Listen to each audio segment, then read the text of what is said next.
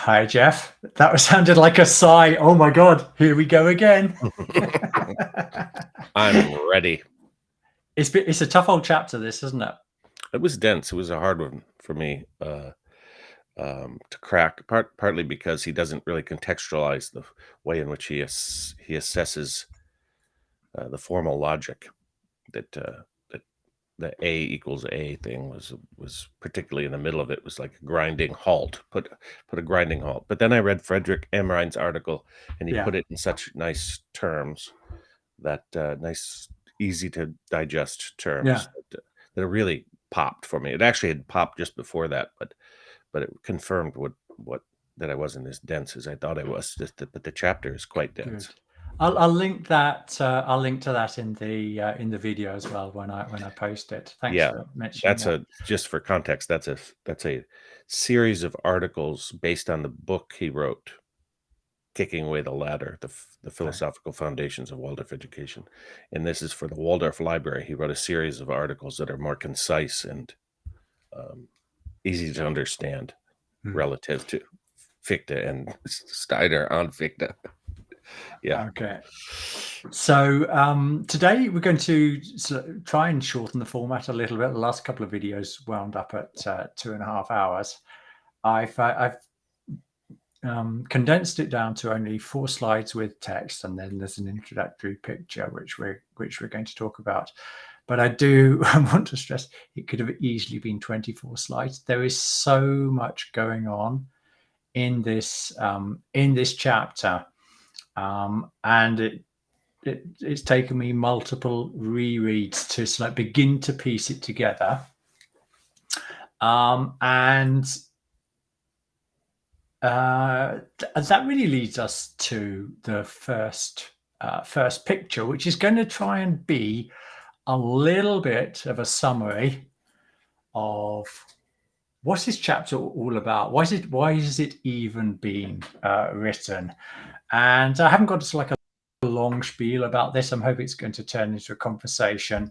And given you've read Emrein now, I'm quite sure you're going to be able to contribute here as well, Jeff. So, what's behind this? What's behind this picture? Okay, let's first of all identify these people. We got Mr. Hume here. He's already been talked about. We got Hobbes. He hasn't been talked about in this chapter or in the book so far, but he is part of a stream of philosophy which we're going to talk about. Bacon. I'm going to call him Mr. Evil for this. for this presentation. Then we got Locke, and we got Mill, who also gets mentioned in this and in the Philosophy of Freedom. And this is obviously an England against Germany football match with a good old Frenchman in the middle here, which is René Descartes. And I'm going to he's the actual football, right? He is the actual football, and I'm going to try and dig into why that is as well. Yes, this is a Monty Python skit. That's right, yeah.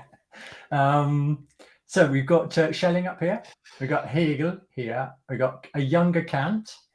Dashing, he looks there, doesn't he? Not like the old grumpy guy you see in most of the pictures. Mm-hmm. And then we got Fichte here, which is the real star of the show of this chapter. And then, of course, we've got Goethe. So why have I put together this picture?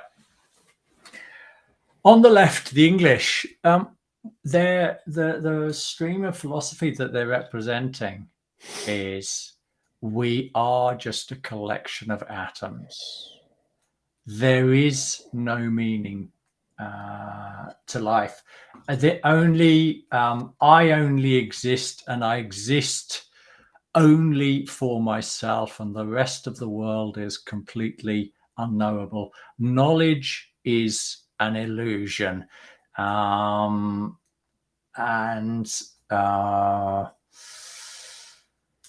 It's a like archetypal Ahrimanic in a way.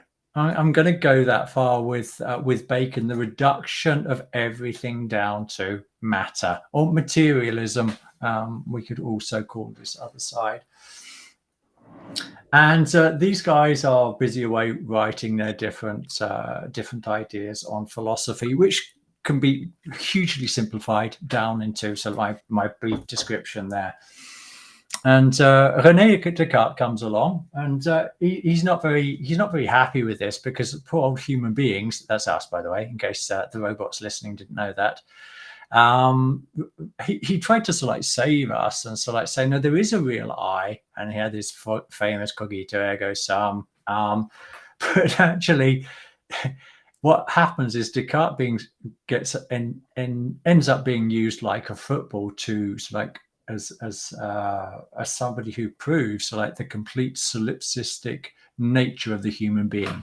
There is the self, and there is only the self, and all the rest I can never know it. I can never know them.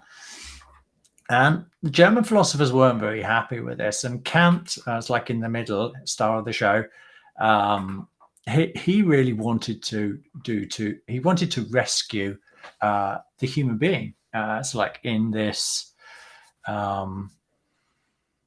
philosophy growing out of English thinking, and I've stressed the negative sides of it. I'm not going to go into all the positive sides of it, but let's just think of the project of science, and we would say so like Bacon is like that. He's the archetypal person there. So I'm not denigrating it. But in the context of this conversation, these are the people to whom what become the German idealists who are reacting. They're saying, we want knowledge back. Kant is at the forefront of this. That's what he's trying to achieve in the Critique of Pure Reason. He's trying to rescue some type of knowledge, not this pure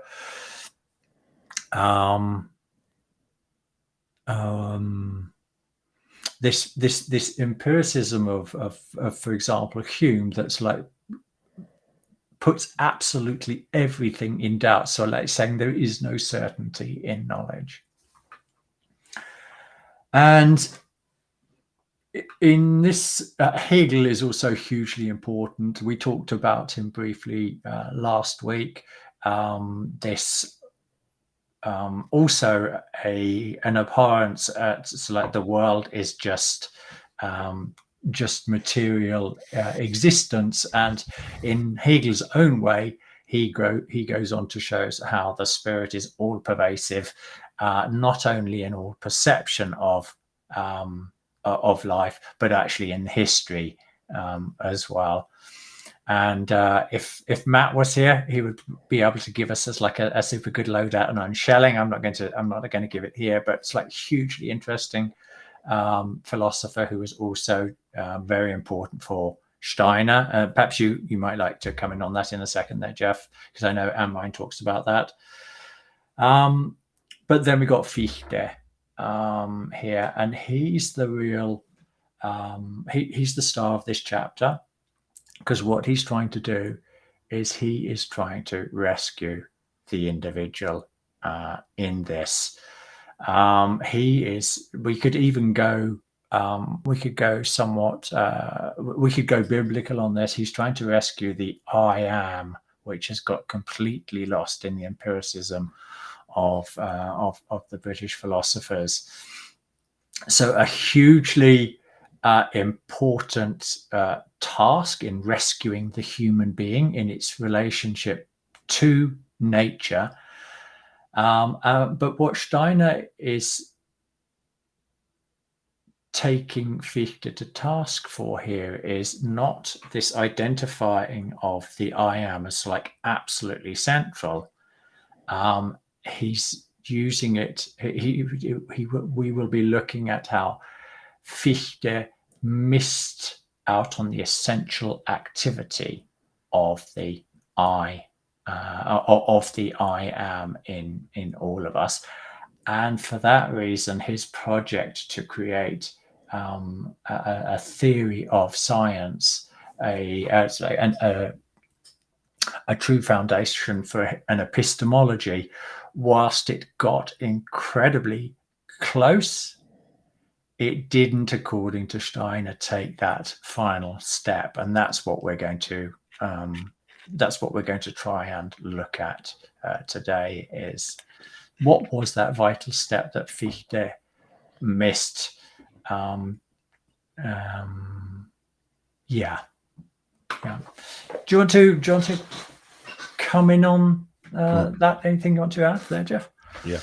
That's a good summary, I would say. And I was going to propose we do a summary, and that is as good a summary as way better than one I would have done. I think I would have, and maybe we'll do this next time around. Captured what we've won so far as relates to Steiner, what he's achieved thus far, and why Fichte is so central now to Steiner's epistemology, even more so than his deep respect for Hegel and Kant. And it's interesting. You mentioned that Fichte came so close, and we've said the same thing about Kant and Hegel. Yeah. Right. And so close to what? So what is it we're getting at? And it's so clear after working through the density of this, of it's really simple. What's missing, and what's missing is the determining factor of the I am, the determining factor of the I, and Amrine describes this as Fichte taking the rationalist project and transforming it into an active perception of the I. Right, so it's an empiricism of the I, which is really important advance in the rational project, right? Because the rational mind is an important one. It's a terrible thing to waste. Yeah. So we don't want to throw that baby out with the bathwater. And then on the other hand, he allows for Goethe on the other side of that, through his empirical work that did not eschew the self, the I, but also didn't postulate the I or even talk that much about it, about the I or the self. Goethe then discovers pure thinking. So through an empirical approach, Goethe discovers pure thinking. From a rational approach, in a Wittgensteinian manner, Fichte uses logic to climb the rungs and then perceives the I across the threshold.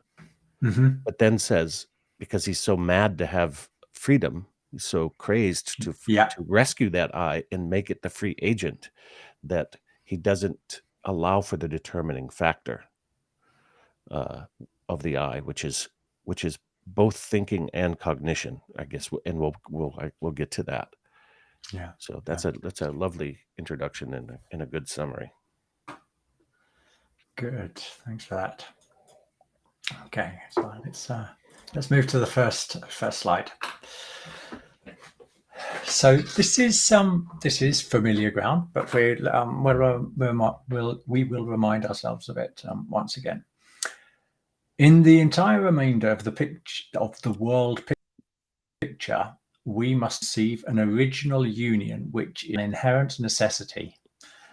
An artificial separation occurs only in relation to knowledge at the point where cognition begins. Cognition then cancels out this separation once more in accordance with the original nature of the world. This is really just setting the scene of what was established in chapter 5 or chapter 4 and chapter 5, that by we use the word tearing the world apart, or it's like tearing an observation out of the world of the given, but it's always been taken from the given, so it naturally comes from there. We don't have to artificially reinsert it. But the nature of cognition is such that our senses cannot provide that conceptual or idea or the thought form that actually also lives in the percept. The Greeks used to see that, according to Steiner. We don't. Instead, what happens is we have to create an activity in us, has to create that thought form, and then we recognize it in the outside world. We have not added it to it. It is already there, but we are able to recognize it because we have created it ourselves. And this is what this this passage is saying for me. Is there anything else popping out there for you? Just that the drum that I've been beating since Riddles of Philosophy is that we've underdetermined in the West the self, and even though the project of the three we talked about was to say, on one hand, save the divine nature, the self's relationship with divine nature, and on the other hand, freedom of this, an existential agency of the self, say. This chapter starts with the self as front and center, as the I, and we can't have the either the separation or the unification without thinking occurring through the I and cognizing occurring through the I, the I giving cognition a certain shape. I think he uses the term shape or form, and so the I is now plays the central role in this chapter. Yeah. Yeah. Sorry, go on. Go ahead. No, that's okay. I was also reflecting on last time we talked. You reflected on the importance of the world, how he uses upbuilding, as in like this creation, and this is also an essential part of this process that's being described here. We gradually within ourselves create this conceptual richness, this which we then discover, but it's an upbuilding, it's a step by step, it's a Lego making, a Lego construction making process, in that we can't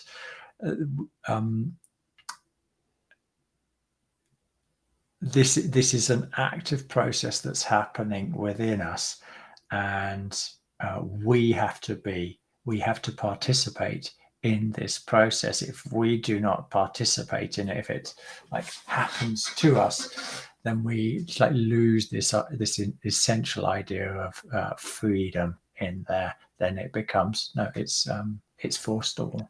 Right. In the first part of this chapter, Fichte, he takes Fichte to task at the central mistake that Fichte made, and then it's an elaboration on that mistake, and then the method by which he made the mistake, say,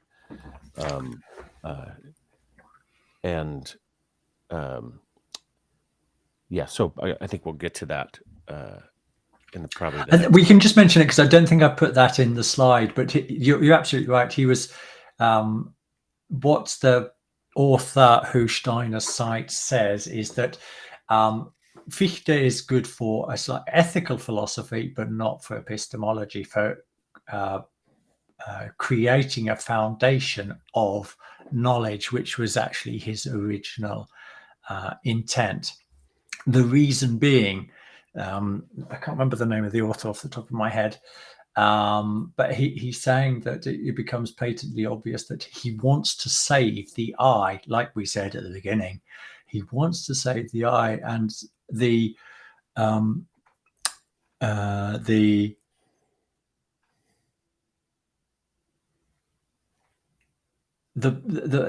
postulate that he makes is it's a dogmatic statement about the I, which might or might not have validity. That's not the issue. The point is it can't be used as a basis for epistemology. Yeah, that's what I was going to say. It can't be used for freedom either. And Fichte's hair was on fire again for trying to establish human freedom as his existential agency. And the problem is that he inserted freedom into the wrong slot. There's a deep category error in his process, and it starts right at the beginning, because he was he so strongly felt that freedom existed, and he misplaced it. And so, in a way, you can see, because he misplaced it, he put it at the place of Well, where did he put it exactly? He put it in He put it as a first principle, didn't as he? a And that first, was the problem. yes, as a first principle, um, um, that in a way, not in a way, that obscures both the determining factor that would allow for freedom Yeah. and the actual freedom itself when you get to the point of cognition, because you're not carrying forth in this agency, the agency that determines the I itself and is determining how the uh, and allows for the I to be the free actor within cognition.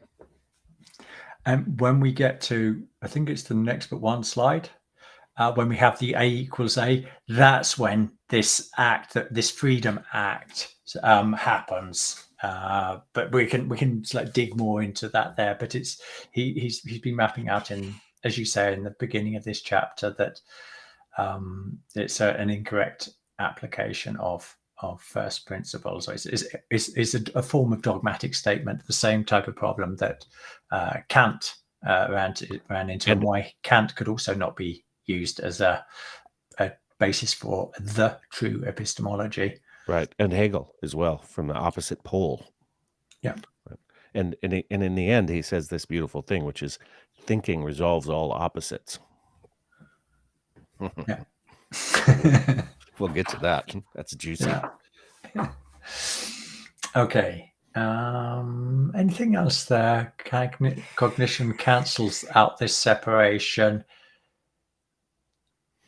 Yeah, Yeah.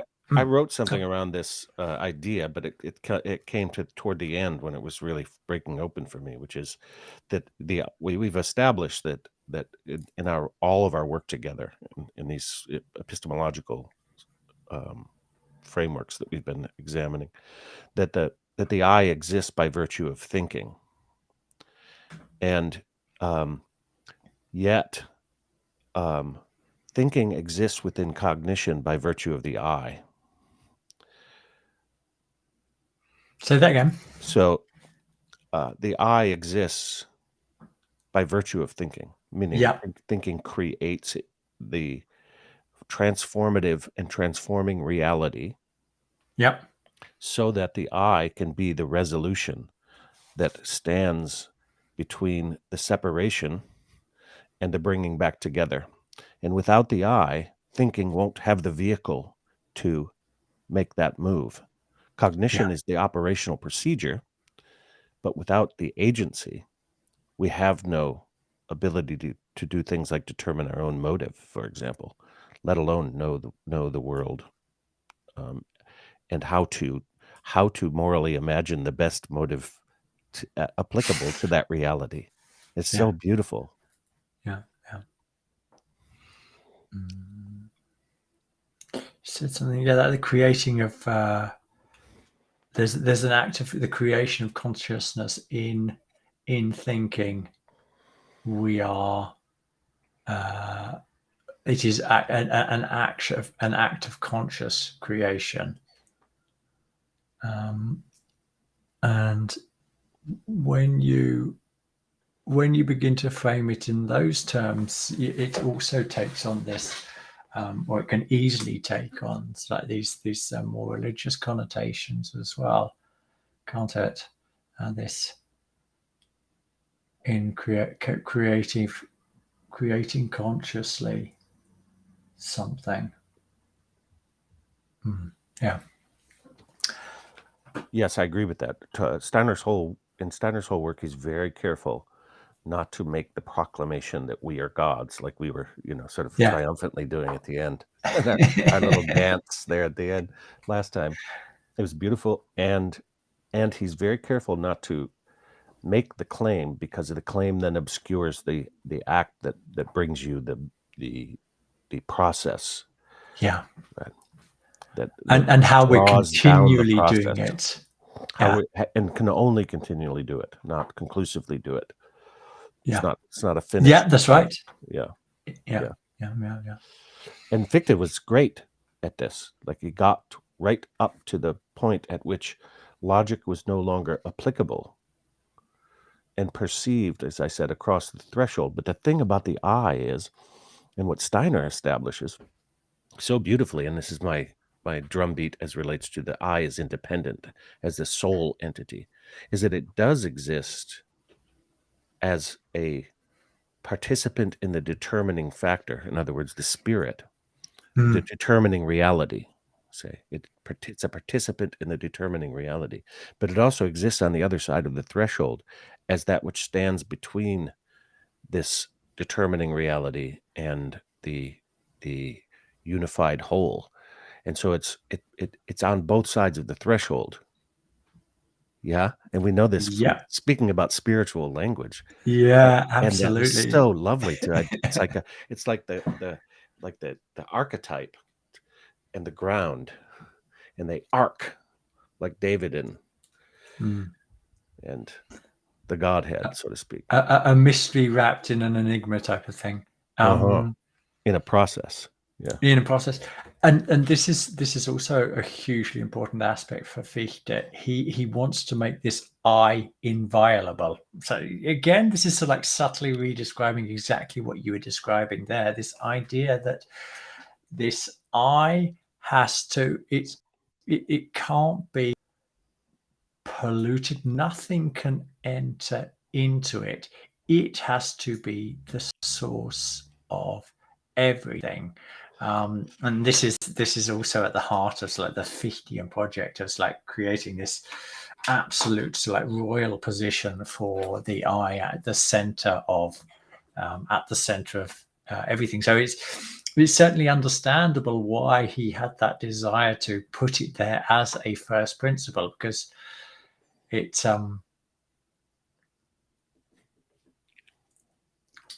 it fits. It fits so well.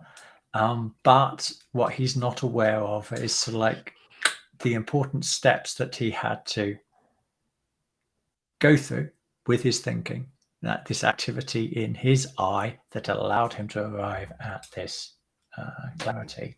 Yeah, it's really important to harmonize with your summary, introduction and summary, that how influential Fichte was. This is a little bit like Hegel. Hegel's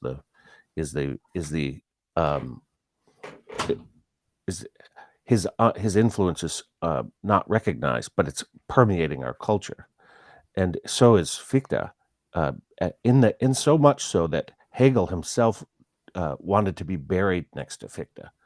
He had Oh, so really? much. Yes, he was that central of a figure in Hegel's thought, and so and then also Schelling was a student, and That's right. Yeah. so Schelling then became the proffering agent of the Fichtean worldview, right? That then gives rise to those who he influenced, and I assume Matt can correct us, but I assume he was a huge influence on Whitehead, Schelling. Mm-hmm. He's certainly an influence on Matt, and so that's a way of funneling Fichte right into the contemporary culture. Yeah. And so it's an unfortunate funneling. Again, these people were so close, yet the degree to which they failed has such a risk for our culture, because we by underdetermining the self in these ways that they did, they permanentize the absolute subjectivity of the self, both on one side by default, on the other side by an idealism, on the rationalist side by default, and the idealist side as the romanticism that John Vervaeke is so rightly allergic to, I would say. Yeah. Yeah, and just describing what you're doing there, you could Fichte in a way can also end up being a little bit of a football, unless the true context of the I is understood in its relationship to the world. So we could almost, a misunderstood Fichte becomes like another football in the game. It's like playing a little bit with our football match. Yeah, Metaphor there. or even an over certainty as relates to what Fichte thinks he discovered. Mhm. which is the self is the primary principle. Um, and yeah. Uh, I'm thinking in several different directions, but I think Yeah, this is good. that's that thinking in several different directions. It's important to, I think, just to highlight that, because this is also something you find with these philosophers, is that all of them have got like healthy aspects of their thinking. Even our enemies over here, the Brits. No, but there's something fundamentally healthy and philosophically. Um, I'm thinking Försvarbart. I'm thinking the defendable. Sorry, the Swedish word got stuck in my head there. It's defendable. The problem becomes when you extend it out to, it's like, okay, and this is the whole picture. So like you were describing with Hegel there, so like he takes huge steps in a healthy direction, but isn't able to convert it. And Bacon takes like huge important steps into like in the process of science and the doing the Aristotelian deed in a cat-handed way of finding the thought form in matter. He doesn't know that's what he's doing, but that is what he is doing. And in that sense, it's part of a healthy development. But if it loses its grounding, then that what can be a healthy impulse or a healthy line of thinking can actually become the opposite. It can become a perversion. And I'm even going to like bring in a little bit of like generalize out a little bit there as well. It's this idea of that we come across in Steiner, but something I think we can recognize today is if we take an idea like tolerance, a lot of people, I believe, would say tolerance is inherently good. There is no bad in it. But when you begin to dig down and you see no, tolerance can actually become a form of totalitarianism, if I can put it like that. It's deeply problematic in the sense that it's like any of these philosophical principles taken to their extreme and uniquely followed become problematic. I love when you do what you just did. That is so good. It's like when you said when you were talking about memory last time or something along those lines, and you were saying that you discover the law of gravity and then you apply it like to, I don't know, photosynthesis, or something like that. Like you take a category that's correct in a certain context and then you go off in a direction. That's such a good analogy. It's not the same analogy, but it's just such a good analogy as to how these polarities have become the bifurcation that exists in our culture: conservative, liberal, right, left, chaos, order, subject, object. The dualism runs right through because it fractures these half-baked first principles, fracture off into ideologies of all sorts. I mean, what was it Max Leif quoted? A quote, I forget who is it attributable to, and part of it could have been him, which is that something is materialized fire. I forget what that was, and that Marx is materialized Hegel. So it's an example of the way in which it's inevitable that half-baked first principles are going to end up into a fractured ideological framework, which is way more than bifurcation. It's I don't know what you'd call that, but it's multiple it's what Daniel Schmachtenberger refers to as the multipolar traps that are Yeah. in multiplicity. Everywhere you go, there's a war of self against self, right? Yeah. Uh, Because we don't I, realize that we have self on both sides of the threshold. okay, let's carry on building on, and we'll go back to our football match. Because Steiner also talks about, at a spiritual level, the Brits and the Germans, they're working towards this grand project. And it's a like one side strengthens its awareness and becomes one-sided in its but it's Baconism. And this requires of the Germans that they come with an equal and opposite reaction. And if there was this understanding of how they are creating the complete picture, then this can be done in peace.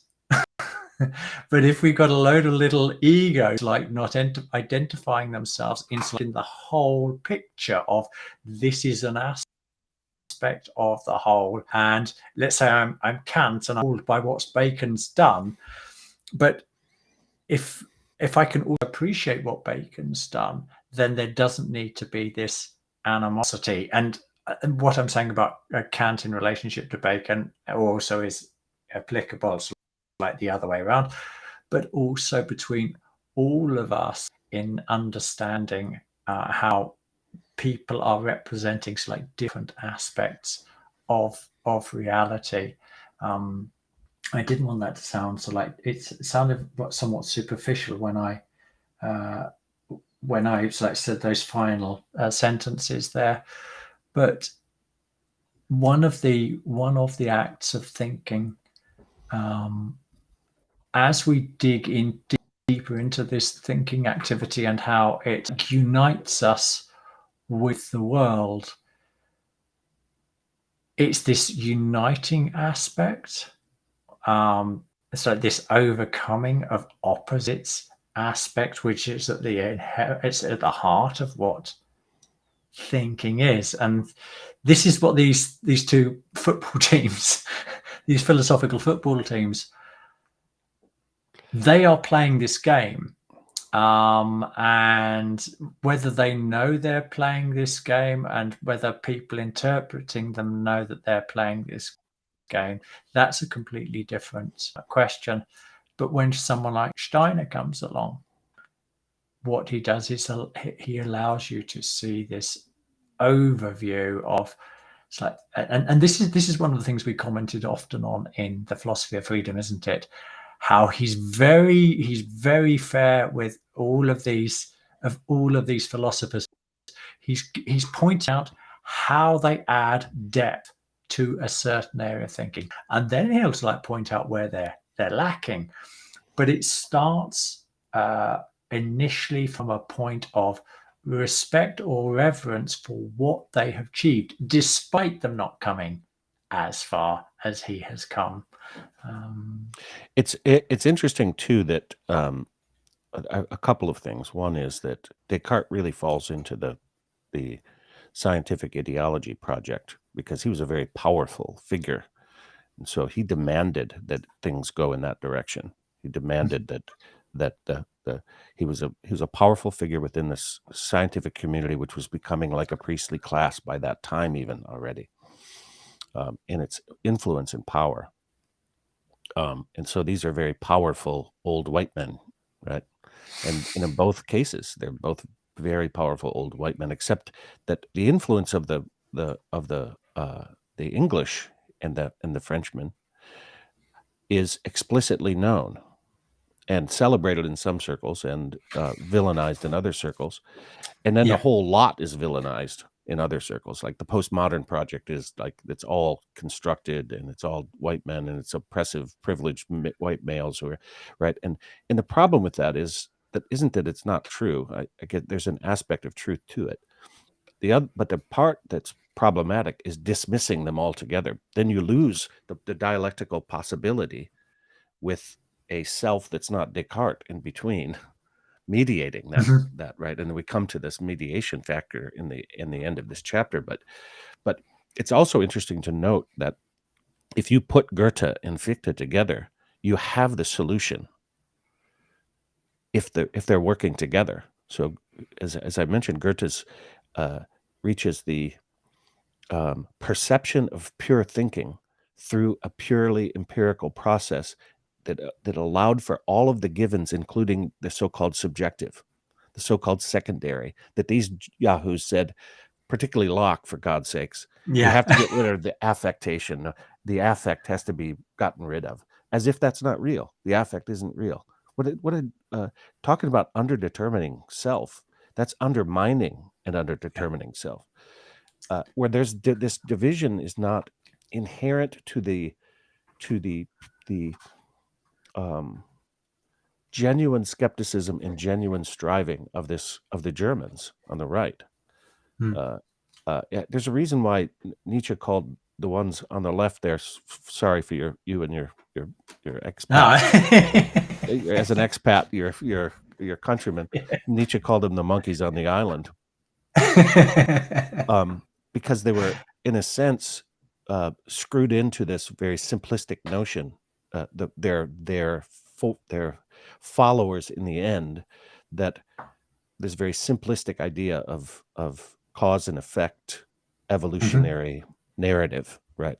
Yeah. That they are responsible for it, and there's a reason why he made that move.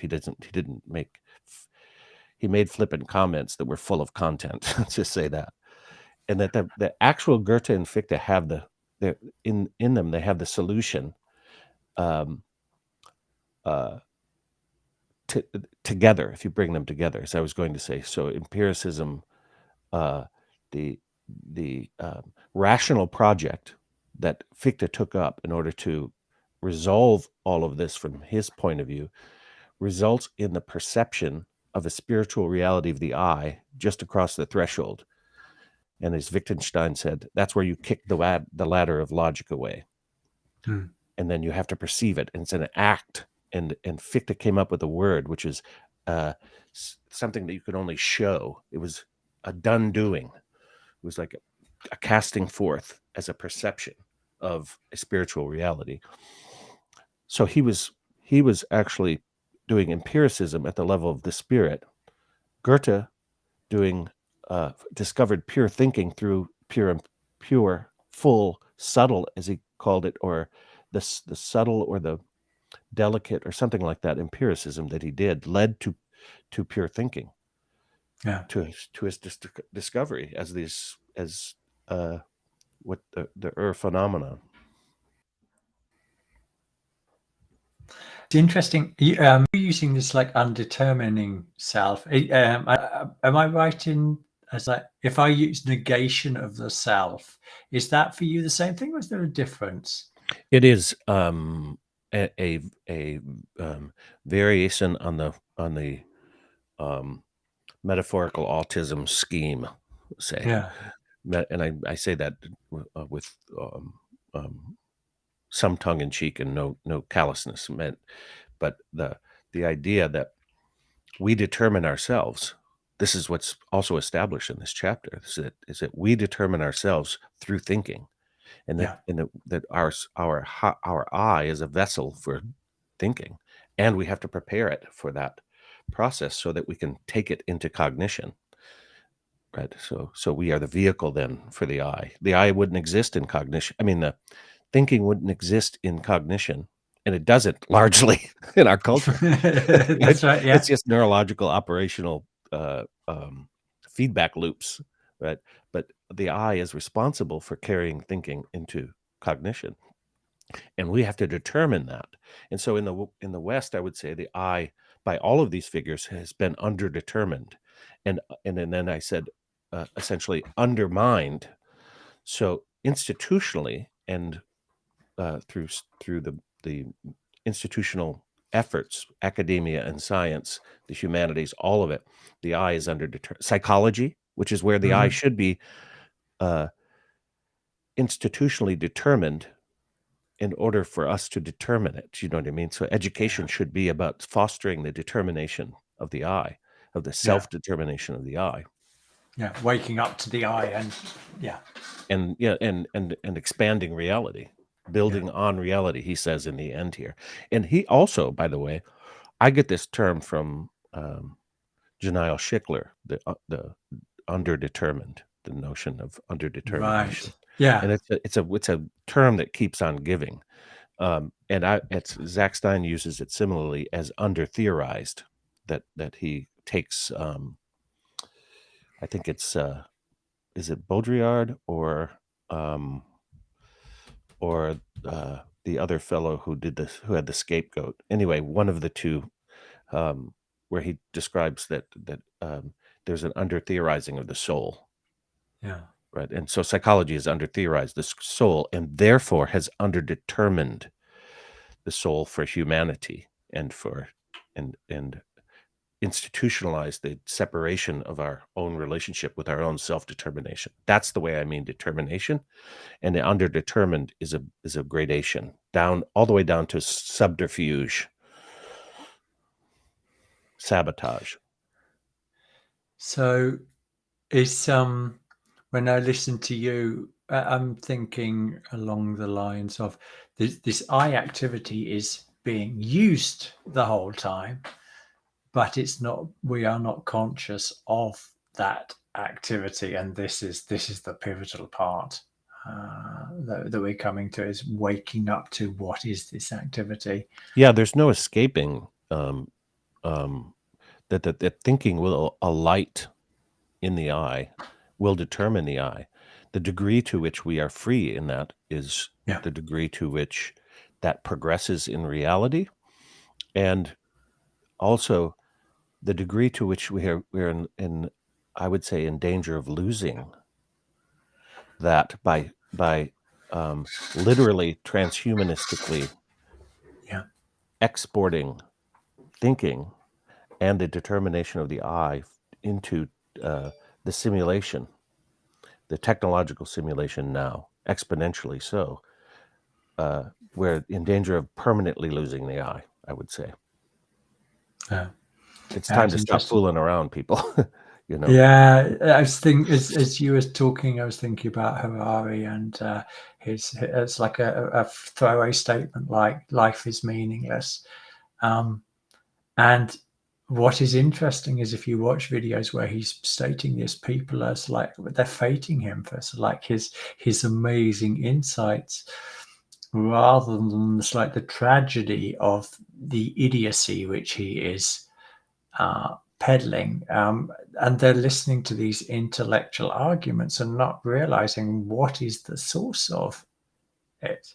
It's Yeah, he's on the leash of one of the tribe of monkeys from the island, right?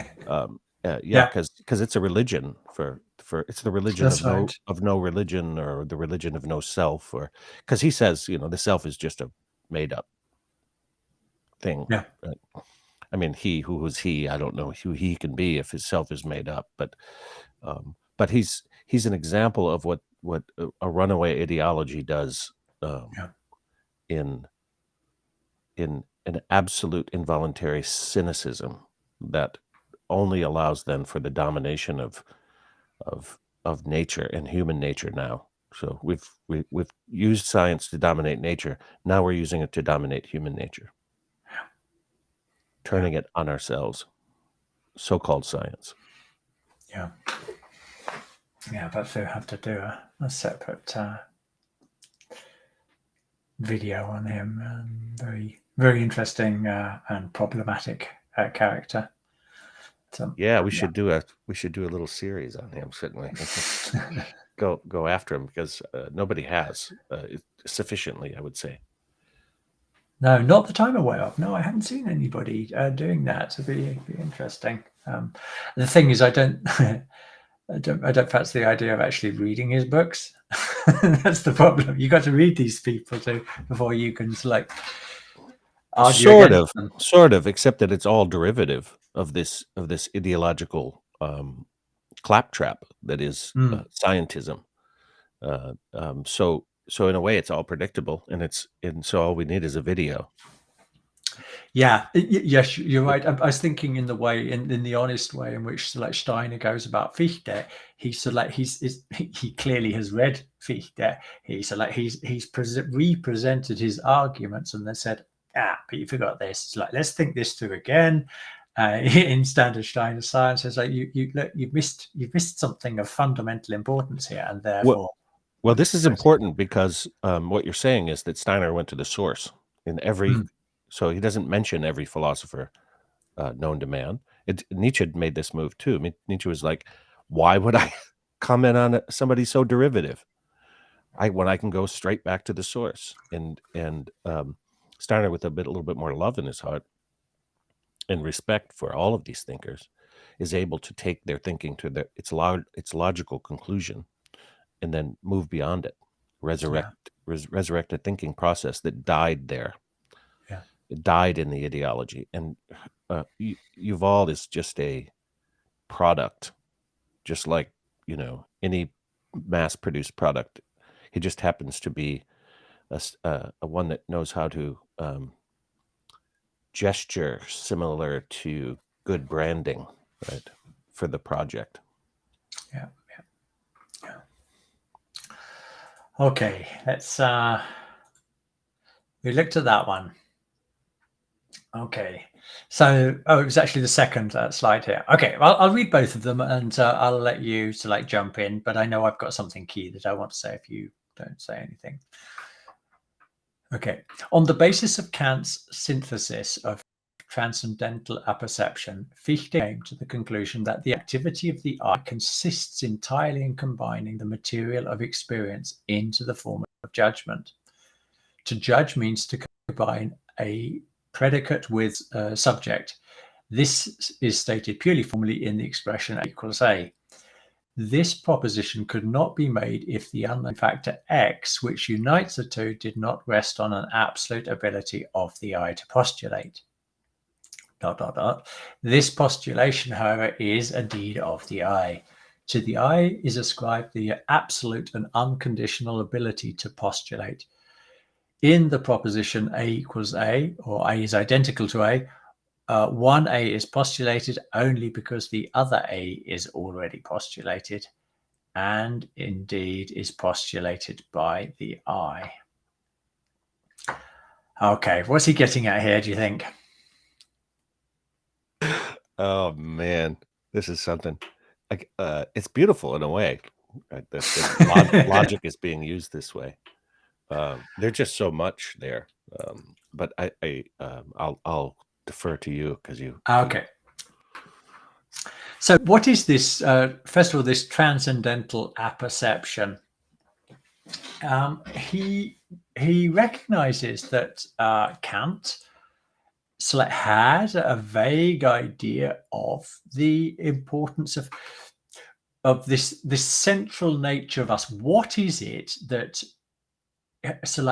in me that remembers the memories? What's this constant factor that remembers my childhood, remembers the events that happened in my teens and 20s, 30s, 40s, etc. What is that central part of me that has learned all the things that it has learned? There has to be a basis for that somewhere. And he points out that Kant is, when Kant talks about the transcendental apperception, he's hinting at an awareness of what Fichte is also trying to approach, because everybody instinctively can feel, once they begin to reflect a little bit on their life, what is this thing that is always changing but always the same, if I can put it. I remember one of the facts related to this aspect, so the unchanging self in a changing self. One fact that's impressed me a lot when I met it in my 20s was the idea that, possibly with the exception of the enamel on our teeth, there is not one single molecule of my body that's currently in my body was in body 7 years ago. and certain parts of our body sort of like change so like continuously. So we've got this sense of there is something permanent about me, yet I am permanently changing. And this is what Fichte is talking to. Kant was also trying to rescue this in the transcendental apperception, and elsewhere in this chapter, Steiner points out that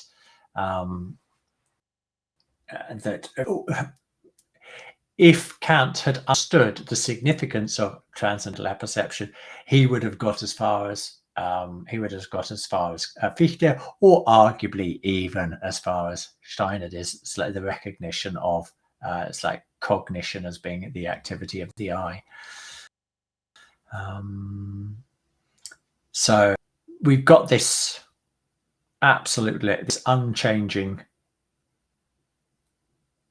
thing that changes all the time, or its perception of itself changes, but it in its nature doesn't. It's, again, we're talking koans here. Yeah, well, that's the only way it works, right? That's what process means, is that it's in activity. It's the done doing,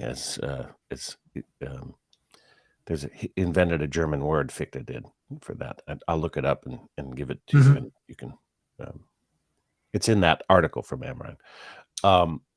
But here's interesting thing that I saw here too as well, is that this is where Kant, even though he's trying to answer the rationalists, in a sense, or is trying to answer the rationalist approach that ended in this radical empiricism as opposed to the subtle empiricism. And he feeds right into it here, because he makes the self that agency which is transcendent. It's not readily available.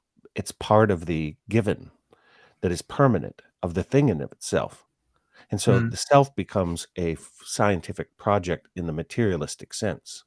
In the rationalistic sense, it's only something you can rationalize about, and that it's an absolutely subjective reality that has to do with how we've evolved through speciation in a linear Enrique's fashion, or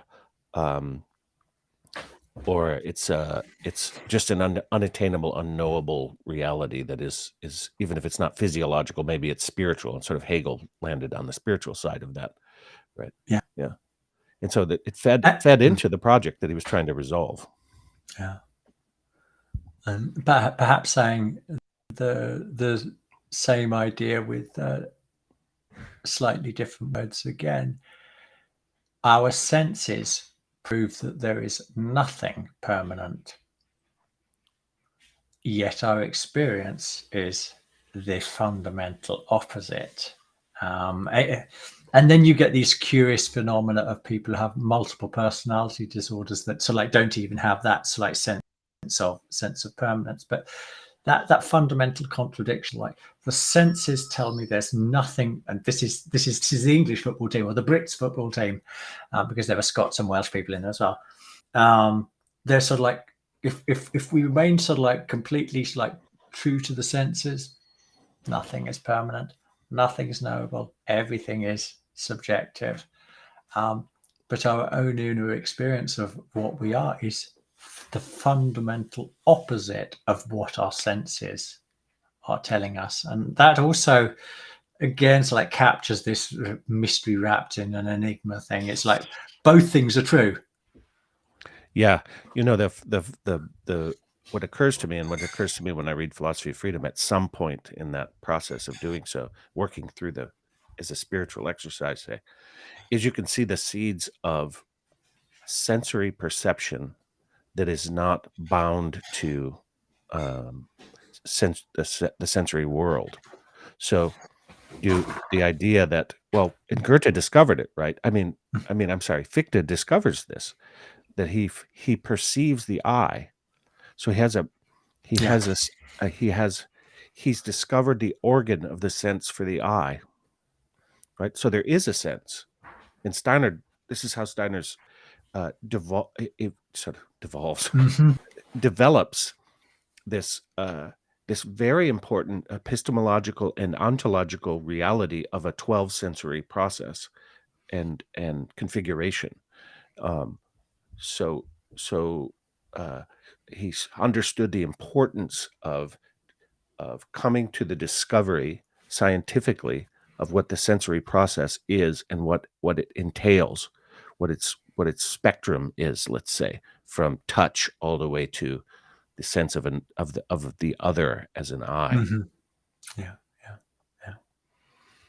Rich thread to follow there. I'm actually going to jump back into the text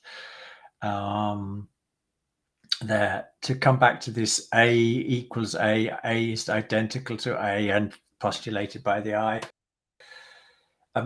This is actually like half a page where he develops this, but what he's saying, essentially, my understanding of it is that every time, every statement that we make about the world is actually a statement made by the I, and even the statement that I have an I is in itself a postulate. And in that sense, we'll sort of like see that this is like the essential nature of what the I activity is. But until we can think, we can't make that postulate. It's an experience that arises out of the content of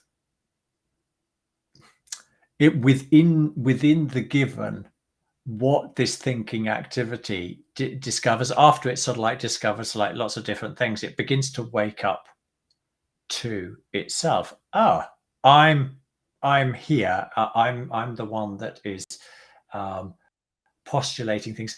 I am that being which is out of the hole, pulling out a pen or pulling out a mouse or pulling out a mug or any type of conceptual content. That is all part of the whole, but it's my own I activity that is actually pulling that out. And that this is the essential activity of the I. And Fichte has recognized this unique role of the I, of performing this action, but he stops there. This is what Steiner says. It's like he just like, okay, I've established the I. And I think somewhere he says it's like just becomes like this gray blob or something like that. It's like it becomes this concept without any content.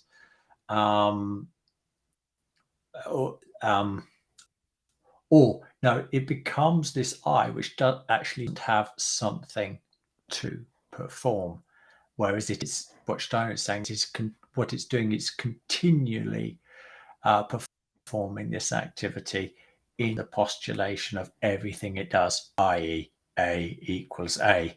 A equals A is only can only be postulated by an I postulating. That's the essence of what he's saying.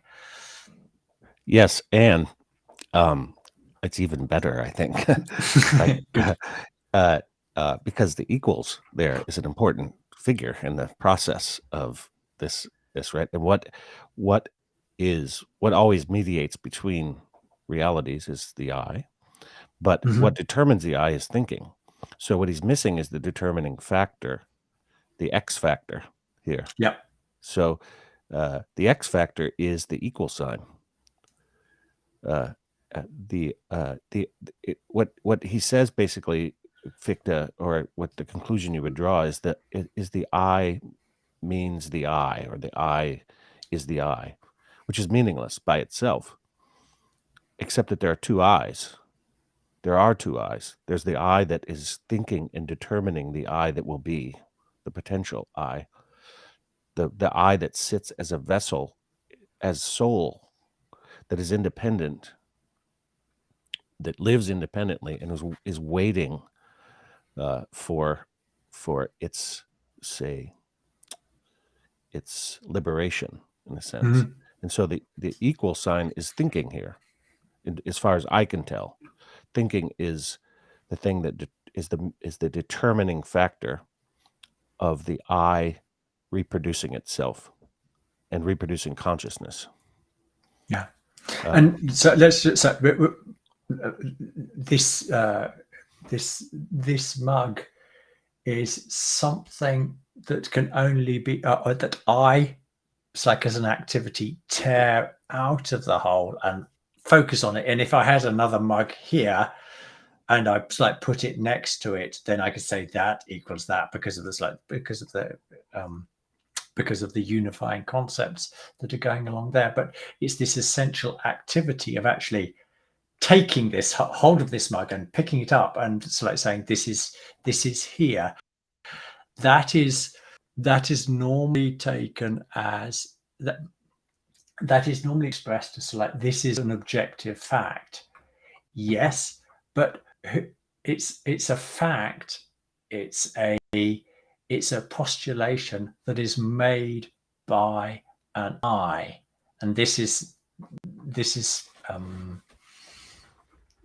really what he's trying to drive home as it's like being the essential activity of the I, of identifying things in the world and seeking the relationships between them, that this is the fundamental project of cognition, of knowing the world. I think we came up with a good analogy for this last time, and I would like it to develop. In my project is to make it more than a metaphor or an analogy, but that's the best I can do right now. I think is though we say that, and maybe it's not an analogy, but we say that light needs objects to reflect off of, so that we notice that there's light, and thinking needs objects to reflect off of, so that we may take it up, right, and generate more of it in cognition. And cognition is one of the reflective devices, right? It's in all the senses that one might mean reflective devices. It's a mirror. It is a mode of reflection of it's a mode of reflecting the way in which it itself is operational through concepts, and back into the I that's determined by the self. I mean, by thinking, right? So this is it's a transparent process, right? Yep. And he adds this. I sort of have been jumping forward all these many months to this point, in a certain sense. Here Steiner's establishing the I as part of the transparent given that we give ourselves, and that is inherently the unifying factor within cognition that mediates between subject and object. But it's a thinking I. It's a thinking I. But thinking would not again have the vehicle for operating cognitively, so we could reflect on what we know, if it weren't for the I, if it weren't for the soul, if it weren't for the individuality, if it weren't for the self So as a I want to phenomenological reality. build on your picture, just to like to bring it home clearly, because I think it's really good to remind ourselves of that picture. Because I was actually thinking of putting something together for this, but I wanted to make it brief. But let's imagine ourselves, it's like we're like standing in somewhere. It's pitch black. We can't see anything, and we're armed with a torch. This torch is so like this postulating machine, but it actually so like it sheds light. These things are always out there. They're always out there. These things that can be seen by that thinking light beam. But I actually have to sort of like, first of all, I have to turn the torch, and then I have to actually like steer it around the environment. And perhaps if it's, I pick out, let's say, I pick out some grass. It's like there's lots of green stuff down there, and then there's these black poles, and then I shine up and I say, they're not black poles, they're legs, and there's bits of white, there's cows in the field, I don't know, whatever. But that whole process, what I described, that's being described there with what light is performing, it's revealing something, is identical with how you and I are understanding what this thinking activity is doing. The difference is that this invisible light that I am shining out is this invisible activity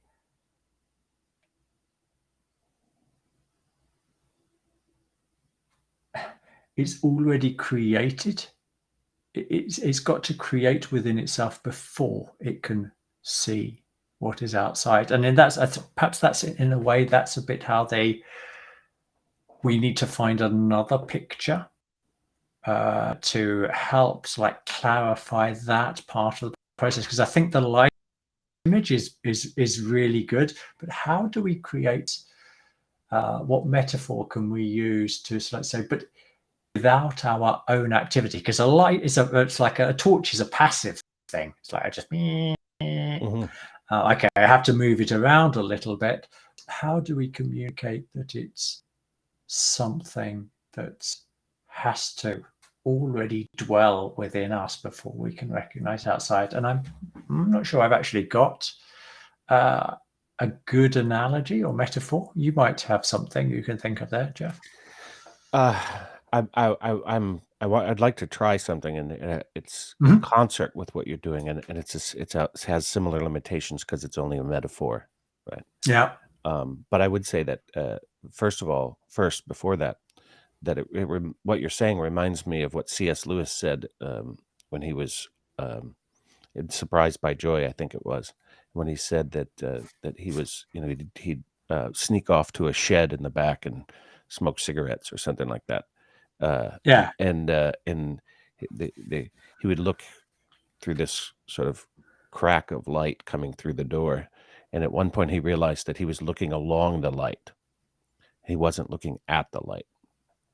But still, that's an experience, and you can only speak of it as an experience, right? This is why Steiner keeps bringing you to this point, because he's bringing himself to the point, because it's the only way to get to that point, because it's not a point, it's a process. But I was thinking about this in terms of the last chapter, and sort of it was a way for me to get a hold of this idea of where concepts and ideas play a role in this process, because we've sort of skipped over that in a certain sense. And I haven't skipped over it, but we haven't given as much treatment as we have cognition, self, and thinking. And I was thinking, okay, so the given is my house, say, and I'm standing in maybe one room in my house, and that's all the given for me. Because it's a good analogy, because relatively, this is about as much as we perceive of the universe, right? And so I notice on a wall that there's that part of the given is you can't even call it anything yet because it's a given, but let's just say that you can call it something. It's something hanging on the wall that is moving pictures, and then next to that there's one that is next to that there's one that is a static picture, but seems to have like a story going on. Something about it says something, right? And something about the other one says something too, but it's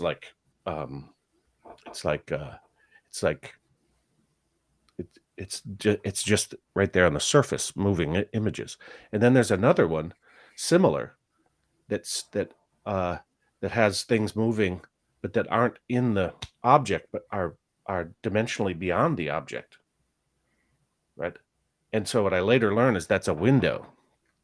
And if I think of concepts and ideas as the window, that you go, oh, there's more to this reality than just the given that I thought. And it's not given by the moving screen, and it's not given by the beautiful painting, and it's not given, although the beautiful painting starts to hint at something, going on behind the curtain, right? The concepts are the transparent dimensional window out of which we realize that which is given is way more than we thought, and it's not given at all. And then we find ourselves to be drawn to figuring out what that is. Does that give us the reality? It's an unfinished picture, but it does suggest that we're part of that which, because we can do this operational procedure and it's transparent to us, it indicates that we're part of that multi-dimensional nature that's outside that window, right? That in fact we constructed the window in order to have that way out. Yeah. And so we discover our concepts are not static as we thought. They're just they're potentially transparent to see through. And what happens with absolute subjectivity, that is the result of scientism and ideologies, is that the reality outside that window is only the reality that you see outside that window. It's not a whole world that opens up once you move through the concepts as transparent, or you just see a reflection in the window, worse, which is what's more and more happening. I hope that's helpful. I haven't said it out loud yet. Only on a video. Thanks for that. I'm going to also try and build on it, because actually the other thing I was thinking about that I also didn't do in the end was, and I'll try to recreate this without actually using a text, but let's get a book. Okay. This little book here is full of before I do this, there's an Argentinian, but Spanish speaking Argentinian author called Borges. I only discovered him because I was doing a course last year. He is absolutely amazing. And one of the ways in which he is so amazing is he's the homage that he pays to what a book is. A book is absolutely, it really, this is one of those wonderful metaphors for the mysteries of what we are as human beings. I'm going to try and convey it a little bit here. So I open up a page, and if I have no conception, if I've never learned to read and write, then the most I can ever do is describe the forms and the colors, and it's a pretty boring thing to look at. If I cannot read and write, then this tells me absolutely nothing. Once I am able to, these are all signs, and then somebody comes along one day and says these are all signs and they mean stuff, and already that mind, hasn't it? This is what we've got here in these dead black and white characters on a page. We got a guy. Oh, this was actually a Steiner book. Okay, we've got a guy here who decided to write something in 1923, and you can know exactly what it is. What kind of technology is this? But people who focus on the shape of the letters and the density of the ink and all of these type of things, they will never get to the meaning that is actually behind those. They're stuck in the details. And then you realize that's you as a human being have to grow a capacity to read, to be able to decipher that. And in that sense, that captures this other aspect that was lacking in my light picture, is everybody is aware that I have to learn to decipher this world, and that only can ever happen in me. That can only ever happen in me. And then what I could do is, I could grab, I've got something here in, this is a Swedish magazine. Like, I open up that, and let's find a nice texty page so that anybody who doesn't speak Swedish doesn't have a clue about what's going on here. And then you realize that, so like all of those skills that I learned, or not all, but many of those skills that I learned, like to be able to decipher an English book, they need to be done again. Not everything's completely new, but I'm going to have to develop like a whole new relationship between symbols and what is happening inside me. And reading Borges, he's like several short stories that capture this. So if anybody's like into Borges or has never heard of him before, Jorge Luis Borges, absolutely amazing. Some of his books there. Yeah, that's really well done. I like that. Yeah, it makes me think of the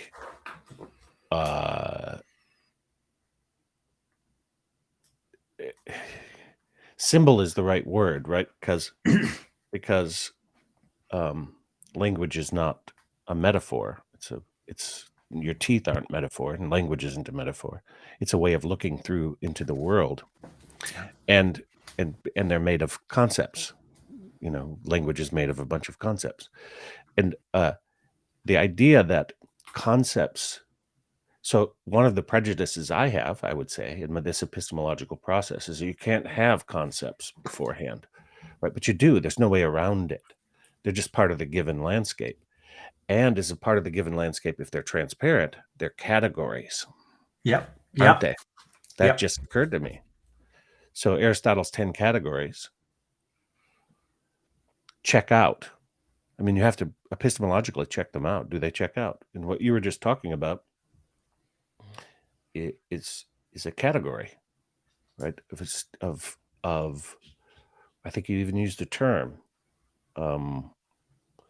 There's, well, I mean, all the categories are involved in all the categories. So there's, you know, it's all the 10. You can look them up, but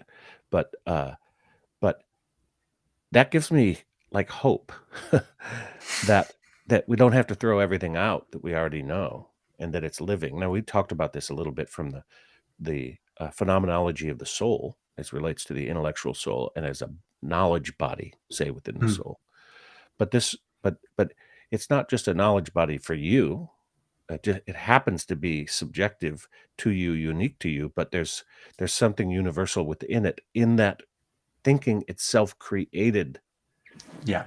Yes. Yeah. Through the self, concepts that were not divorced from reality. Right.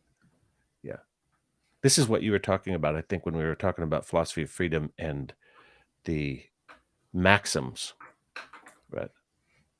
That there's a reason why those maxims exist, moral maxims. There's a reason why they become dogmatic, because they lack their transparency, right? But they also evolve because with the person and with the reality that evolves around us. And it starts to touch upon the way in which we are part of the evolutionary process, intimately, personally tied up to it. Tied into it, I should say, not tied up to it. Yeah, yeah, well said. Thank you. Yeah.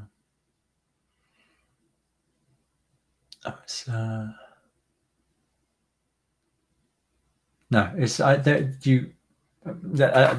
was a thought, but I've lost it now. So I think we'll just move on. I think we're on the last slide now. So no, we're not. We're second to last. Okay. In his attempt to define the activity of the I, Fichte comes to the conclusion: the I as absolute subject is something, the being essence of which consists merely in postulating its own existence. This postulation of the I is the primal, unconditioned deed. It is the basis of all consciousness. But if epistemology is to be the foundation of all knowledge, the decisive point is not to have a definition of an I that is free, but of an I that cognizes. Fichte has allowed himself to be too much influenced by his subjective inclinations to present the freedom of the human personality in the clearest possible light. We've touched on this already, but I think here we can emphasize what you were saying about freedom earlier, because this is where it's becomes like particularly relevant. Do you want to talk to that? But where is freedom in this? It's really it's really delicate, isn't it?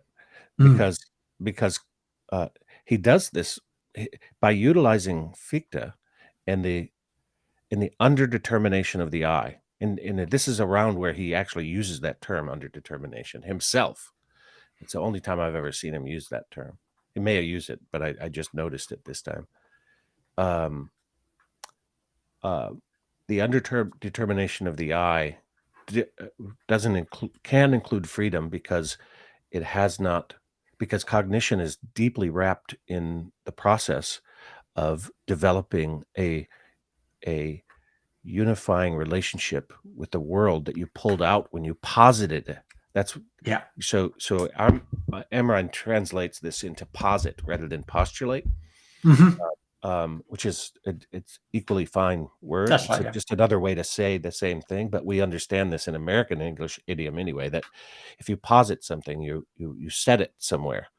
Now, if you set it somewhere, set it in a place within a context, and you understand you're doing that, then it is a useful theoretical provisional moment that you can then, because it's transparent to you, you can see through it into the world more accurately. So you see the world as it is more and more, with more and more of yourself as a developed reality in association with that world, right? And he's also determined this, because we determine ourselves, we are upbuilding reality because we're self-determining, and we're also discovering more of the reality that already exists. But the fact that we're engaged in that process is transforming reality itself, and we take no responsibility for this in our culture because of this underdetermined self, and we're transforming the nature of the world around us all the time and saying, "Look, no such thing as me that's doing that." It's like that again, that doctor from Jane Austen who's like, "Oh, I'm a simple man. I can't help anybody." While people are dying all around him, he's contributing into their death, right? That's what I think about this. Good. My wife, she watches a lot of Jane Austen, so I sort of vaguely, I've never watched them, but I sort of vaguely recognize what you're saying there, hence the laughter. Yeah, I'm going to like drill down a little bit on this this freedom aspect there, because as the I, even before it's aware of itself, of its own activity, its own activity is that which is postulating, positing, pulling things out. This is never something that is imposed on it from outside. The outside, of course, can impact. So like what it is possible to draw out, that's like beyond discussion. But ultimately, this is always a free moral act to pull, in the sense that it is the I that does it. There's some slight problems in there for me that I'm still not clear about. It's like to the extent perhaps in which we compulsively view something, or compulsively do you know what I mean, where it's not, we don't feel as if it's something that we've chosen to do. In actual fact, we might prefer not to do it. How we reconcile that with this act of freedom. I'm a little bit unsure. There's two things going on in my thinking, and perhaps you can straighten it out there. I think we've got thinking habits, habitual thinking. So like I'm used to having like a certain train of thoughts when I see something in the given as like it because I've formulated those thoughts before, they come to me more readily, and they sort of like then become, if you like, concretized in my own physical organization. So that, and my physical organization, which is that which is the basis of my consciousness. So somehow it's sort of like taking away some freedom, if I could put it like that. And then there is also this aspect of to what extent sort of like the feelings are connected in this this freedom question, because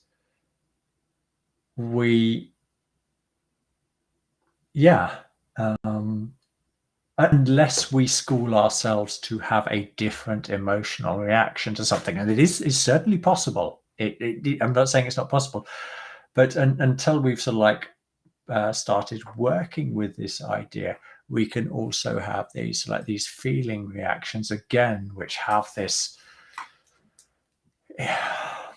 undertone of being unfree. I'm just problematizing it here a little bit. We're establishing that it is a fundamental activity of the eye, but sometimes we don't experience it as freedom. I don't know if you want to, if you've got any thoughts around that. Yeah, a lot of them.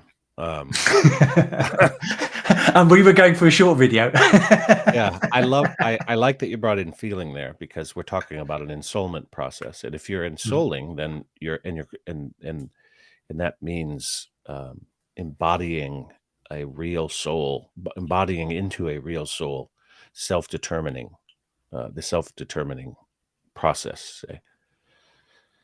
That necessarily means getting to know the reality of your soul life, so you can anticipate that which arises that is helpful to perceive through into the world as a total reality. So you're not. This is Goethean, the Goethean move in a certain sense, formalized by Goethe through his scientific method, that the self was not something to be distrusted. It just is. And first of all, to come to terms with it, and what it is, and the phenomenology of how it behaves as a lawful reality, just like the weather behaves, and atmospheric conditions are lawful. So is the soul lawful. Of course, when we underdetermine the self, we have no access to that lawfulness, so we shut ourselves out, right? Or if you're emotionally upset, the feelings can overwhelm your choice-making process, not because you're bad intended, or your thinking isn't, well, I don't know. I mean, the truth will set you free. Isn't that what's meant by that? That you don't bypass your emotions. They become an aspect of the cognitive process, or they are, as he says in Philosophy of Freedom, thinking and feeling are inherent to thinking. Feeling and willing are inherent to thinking. And so if there's an alignment, then things that you don't wish to do, you think you don't wish to do, or you feel that you don't wish to do, but are true, are it's the feeling of not wanting to do it is replaced by the feeling of the deep satisfaction of being connected with reality, say something like that. So that would be a first pass perspective on that. Yeah, and whilst you were saying that, it's helped me also to gain a little bit more clarity. I think this is the way good conversation works, isn't it? It's like you've worked together on the project. There's a couple of thoughts came through as you were talking there. First of all, it's like there nowhere in it says so like we're completely free. So we are. So we are so like in some aspects we are determined, and in other aspects we are free. But the really interesting thing about thinking is, and especially in relationship to feeling, for example, is how we can change our emotional reaction to something by thinking about it in a different way. And I remember a long time ago, we're going back to the 90s. It was some, I think it's called like the Mission of Love or something like that. It was a collection of Steiner's essays, and one of them in there's like really did a lot for me, and I'm going to try and like recapture what I can remember from it. But it was basically talking about the importance, the value for the dead of thinking positive about them. And it was a strange, love and its meaning in the world. Thank you. It was a strange and immediately like appealing thought that you think good about the dead. And I used to practice it. So like the people that had died, and so it became sort of like a part of how I processed any death. And then, so like when other people around me die, when I see everybody else feeling sad and crying, I see them as they are grieving their loss. But me, with my thinking, I am celebrating what that person and I have somehow achieved in life together, or the good experiences that we've had, or how we've helped each other. So the feeling of loss is replaced by a celebration, and it's not a party time. It's like, no, this person is actually still with me within my thinking. I don't this is important. I don't have to have that person in front of me to be able to remember the good experiences that I had with that person. So that sense of loss that I think other people understandably feel, it was sort of like somehow reprogrammed in me as a result of reading that book. And I'm using that just as an example to show how thinking can trump both itself and feeling, and also so if we looked at another example, it can trump will as well. So it does have this freedom aspect to it when you use it consciously. Yeah, well, it's transformative. It creates new reality. So it's said that Steiner refers to feeling as unresolved will impulses. Mm-hmm. Yeah. Right. Or unconscious thinking. Yeah. And then yes, I don't know what unconscious means. Maybe supraconscious thinking, breaking into the feeling life, something like that. I think. Well, thinking itself is supraconscious. I think that's part of what we're coming to in this piece, even though he says something about the unconscious here. He didn't mean it in the psychological sense. Anyway, it sort of leads me to think also about the categories again, because it's a lawful nature of the soul. So one wonders if the categories fit into, not just as a way to negotiate the world outside, but negotiate the soul life as a lawful process. In one of the categories, it would maybe new categories. One of the categories would need to be gratitude. I think, Mhm. not as an imposed reality, but as part of the thinking process. You can only be, yeah, humility would be another, because Mhm. as a soul, as an I that has a soul, I realize that it's not I, but the thinking that flows through me, right? And it's my responsibility to take hold of that thinking, which means also to take hold of my soul life, which means also to take hold of feeling, so that it becomes resolved will impulses, and a Yeah. resolve out of will impulses that have um, a connection to an ever deepening intimacy with reality, and a reality that I'm also part of participating in creating. And that's a difficult and arduous path that sometimes feels like you don't want to do it. You'd rather be free from it. But freedom is Mhm. not free from. Yeah. Freedom is the act of transformation. Yeah. Yes, exactly. That freedom to transform, the freedom to choose to choose another reaction, to choose another. Yeah. Hmm. Hmm.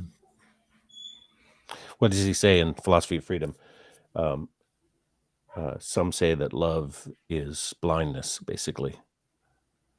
Yeah. And I say that love is the awakened, quickened, enlivened imagination, seeing what others can't see, and Failed think. to, And so, feeling is thinking is the father of feeling. Then the question is, who's the mother? yeah. But And before we ask who the mother is, oh, have you got an answer for that? Because I wanted to come back. I've remembered what no, it is. What I no, wanted go for it. to Go say for it. now. Yeah. Go for it. No. And when we understand thinking in the sense in which we're talking about it in this book and the Philosophy of Freedom, it is that which is reuniting us with the world, that is taking us beyond self to like the other. And this is this, so it's also a moral act, unless I sort of like turn all my thinkings like on myself. But when I'm out there, you could the science project, in the sense that it is discovering the world, it is going beyond. It's like individual. It's like a pure. It's like I'm only interested in myself. But as we get deeper into this thinking activity, we realize that we are reconnecting ourselves in a phrase we've used often before. We are beginning to participate in the world again through thinking. Yeah. Yes. I'm loath to let go of the self, so I want to say that what we're creating is a self that includes the other. Yes, that's right. Yeah. Yes, and so that it's not just and that's the unification, right? By definition, it's a unification. So self that transcends the insularity of the self, and the operational processes that are insular, that are that all of that. But you can't get there, right, without going through this ensoulment process that Yeah. gives you the world, um, through this process. Um, yeah, the other, that's so helpful. Thank you. Yeah, because you can get lost in this, like, I'm free. I have control of my emotions, that sort of thing. But Yeah. if they're rooted in reality, then you yourself are rooted in reality, and this then probably is where the life processes play a deeply mysterious role. Yeah. And we haven't even got into the Christ process of dying into ourselves. But that's kind of what you're saying, right? So when you transcend yourself, you literally that you really literally have to cross a threshold. I'm not saying Yeah. you die to yourself, or may be the case. I don't know, because I'm not there yet. Obviously, I'm talking as the self-absorbed person that I am, but we touch upon it. Yeah. I think I see a connection here between, we've got the three states of higher consciousness: imaginative, inspirational, and intuitive. And intuitive is certainly my way of understanding it. It is that capacity to completely forget yourself, to completely become that other, but not lose yourself so completely that you can't actually return to yourself and so like be enriched or more knowledgeable about that person or that being, a being being a plant or an animal or a human being. In that sense, that's how I understand intuitive consciousness in relationship to what you were saying there. Yeah, it's the burning bush moment, right? It's the fire of life expressed through that part of us that is connected with a sentient world that is so profoundly strong. Somewhere I was reading the description of the plant world determining its environment. And I thought, well, that's absurd. And then you start to think about it and you think, wait a minute. It literally is a atmospheric soil creator and oxygen creator. It's actually creating the atmosphere we live in, the plant world, as a unity. And what we're talking about, in my estimation of this, that burning bush is the I am. It's just the I am in the that I am. And in that appears now is that. And so poignant that you bring in the burning bush moment, because that's when Moses asks God his name, and God responds, what is your name, God? My name is, well, he doesn't say my name is, he says, I am. And there's a lot of dispute whether it's I am that I am that I am, but I'm going to go with I am the I am, because that harmonizes completely with what the essence of this chapter is about. It's recognizing that absolute starting point of being, which we've arrived at through cognition, and cognition happens through this I. It's an activity of the I. Yes, it's the small I. Yes, not the I am I. It's not the Descartesian I. Exactly. It's the I that. Well, the thing he says is, if he doesn't say it, it's in the gesture of the question. Is, who should I say sent me? Yes. He said, basically, then I am the one that sent me. So you have to say that, like, that's it. It's the Christ did the same move on Pontius Pilate, right? Sorry, man, I can't tell you that I'm the Messiah. You have to find that in yourself, right? Yeah. I am you. And this I am, because as I was putting together the football team, the England-Germany game, this side is the I ams, and this side is the I am nots. That's literally how I was thinking it to myself. I almost had a caption underneath, and who knows, that might be the title of this video: I ams versus the I am nots. It goes really deep, doesn't it? Yeah. Okay, let's so final slide. This is a real humdinger, and we'll see how long we talk about it. But okay, first of all, let's read it. Ordinary consciousness sees only what is postulated. What is in some way or another determined. It does not provide insight into the premises, into the reasons why something is postulated in just the way it is, and not otherwise. For Fichte, it is the task of a completely new sense organ. That was the bit that I meant to underline. new sense organ, not the bit in the beginning, okay? For Fichte, it is the task of a completely new sense organ to mediate knowledge of these premises. So he's telling us, Fichte himself, is we've got to develop a new sense organ. And Steiner reflects a little bit about these two phases in Fichte's life, doesn't he? It's like, first of all, he was in this dogmatic phase, which was about like postulating the I as the basis of being. And then he was talking about the necessity of meditating or contemplating on what this activity actually is. What is this I doing? And this is where Steiner makes the leap that that Fichte indicates has got to be. Steiner takes it that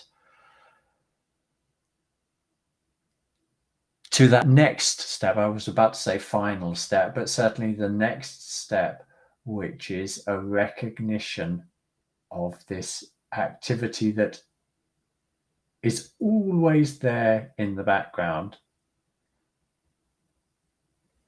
but it's being performed unconsciously by us until we begin to recognize how it's me who's continually pulling out, focusing on certain parts of the given and mapping certain concepts to it. How this is the essential nature of what it means to be a thinking human being, is to this activity, this I being that I have has woken up in me, is continually trying to recover the laws, the rules, the categories, the thought forms, the concepts that are always there, hidden behind the phenomena, hidden in the given. This is they are the not given in the given, and this is the I has, through its thinking activity, is continually engaged in this project of finding the non-given in the given. Yeah, I love this. This is such a culmination, because obviously thinking is part of the given, right? So we have this in summary, we've been given the given, which is a new concept as far as I know within the philosophical framework from an epistemological standpoint. Not the postulated given, but the given, which everyone postulates about. And so what we find that is given by evidence of our concepts, ideas, and cognition and our individuation process is thinking. And it exists, thinking exists as part of the totality of givenness in the first place. So it turns out that there's more to reality than meets the I and the I at the beginning, because the I is determined by this thinking.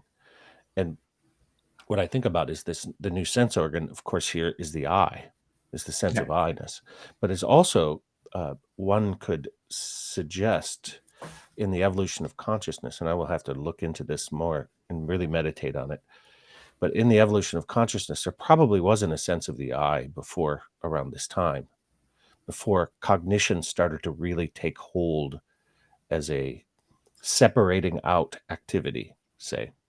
We touched upon cognition, and it's the difference between cognition and thinking.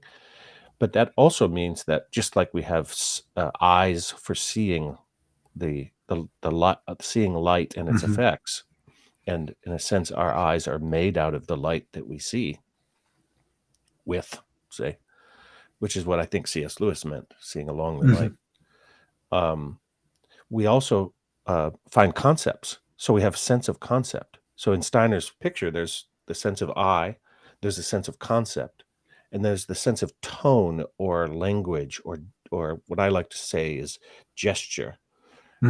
So and these are senses. And so what are senses? But the thing that gives us the world simultaneously as a reality that we know but don't know why we know somehow. Yeah.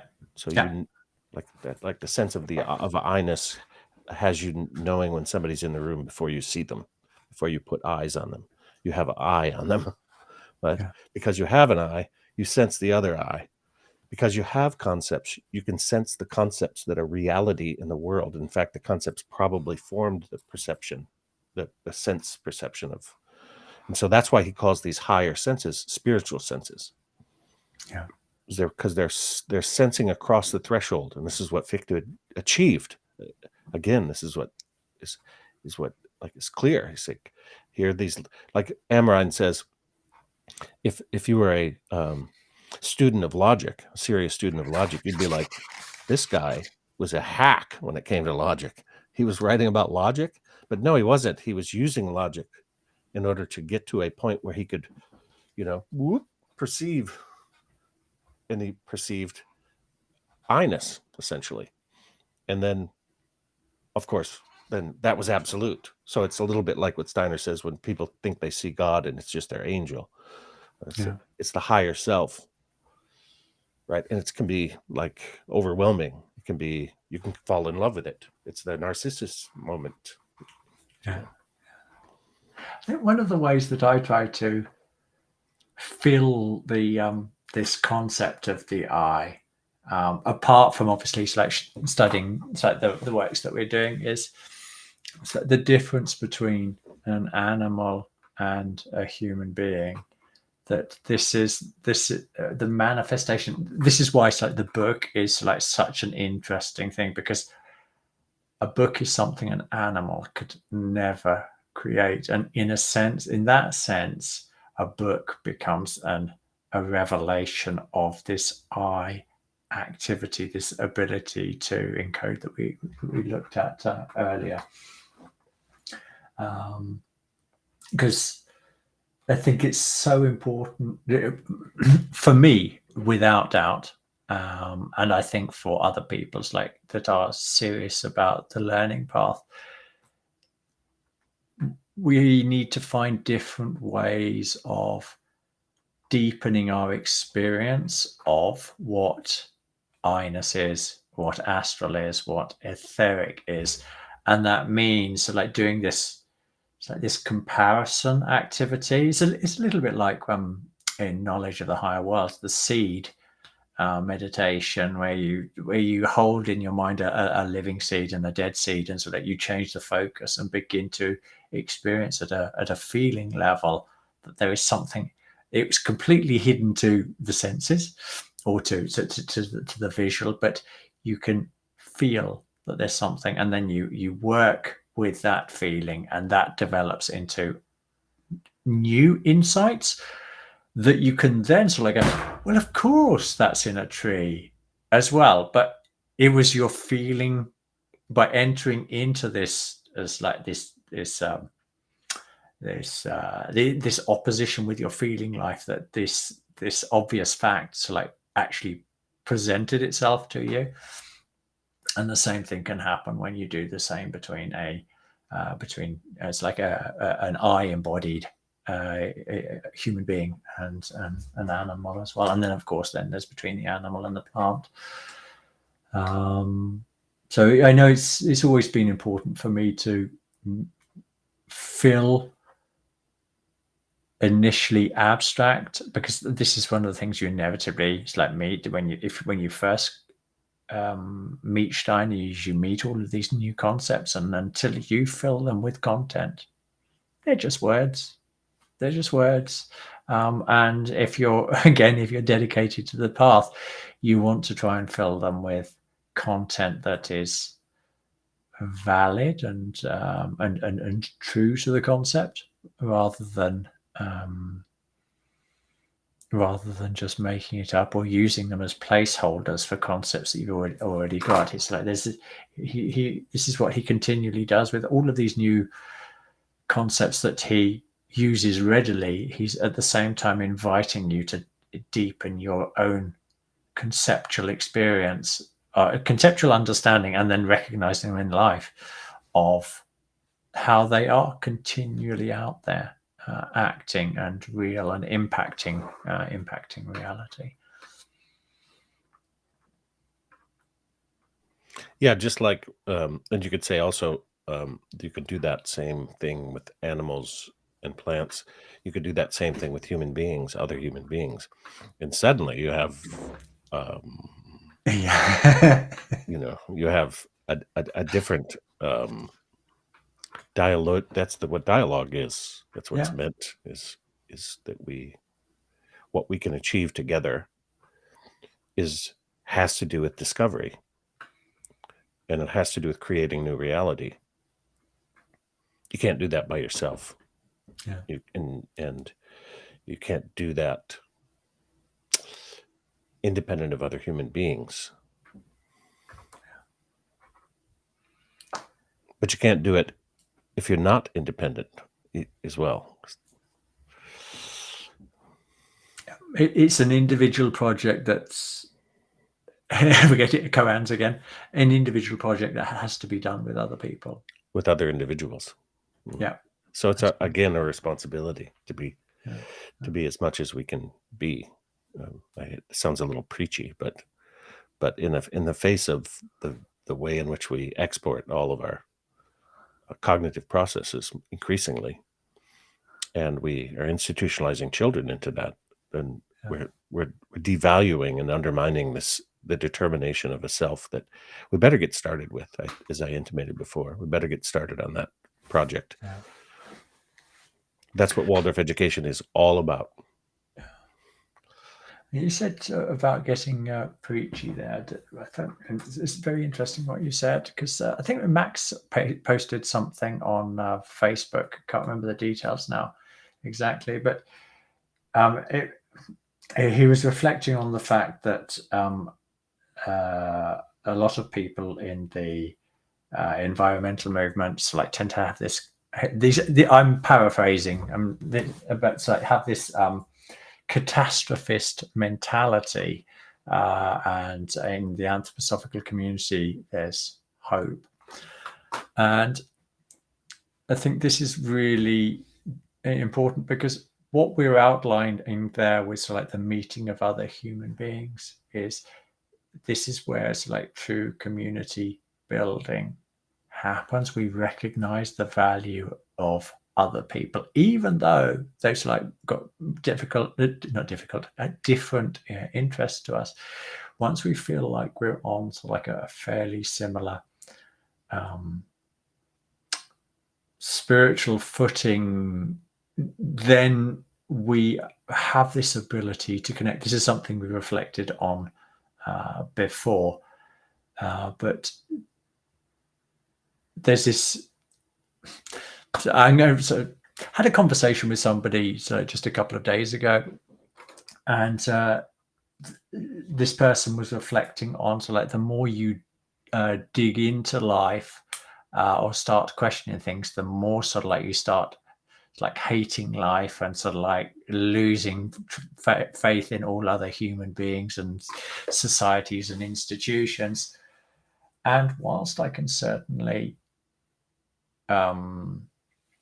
sympathize to a certain extent why somebody would feel that way, what we have in this recognition of thinking and the I, the self, and the other, and this ability to come together is the potential for overcoming this deep pessimism about coming back to our English Brit philosophers, life has no meaning, There is all knowledge is just like it's just an invention of the mind. It's got nothing to do with reality, and it's like the rules of today aren't going to be the rules of tomorrow. And that's why I think both this work and the philosophy of freedom are key to this new organ that Fichte is talking about developing here is part of a healthy soul life. It needs to be strengthened, this awareness of self, because once you start developing strength in that area, you also realize that there's a lot to live for. Yes, I'm glad you brought up the environmental movement because, in a sense, it's an anti-environmental movement as it operates in this way. If there's cynicism about human beings at all, then you're operating against the reality of nature, and you're not letting that reality. There's nothing you can do about the decline that you are self-perpetuating. So then you become helpless, and then you think helplessness is the condition that we're in. And I understand it. Like, it's not easy being an adult, for sure, right? Particularly when, as our abilities are under assail, right? And we are bombarded by, as you mentioned, if we only perceive the world, then the world, we have no agency in the world, right? It overwhelms us because and we're creating technologies that are meant to stand between us and reality, and it's so we're perceiving a simulated reality as reality, and we've talked about this before. That goes all the way back to the postulate and all of these sorts of things, and it's understandable based on the way people are trained that they would do that. Yet, if we take the self seriously, then we have a sense of self, a sense of the other, the sense of I-ness, and then we develop that organ to the degree that we notice that the very creation that it is we're trying to, shepherd, flows right through into that self, into our conceptual life, and we can perceive reality and what reality needs from us. And we're not going to do that until we can figure that one out. There's no environmental movement without the ecology of the self developing first. The atmosphere of the soul being one of health. Yeah. Well said. Beautiful. Yeah. Should we unceremoniously press the button? Button pressing engaging.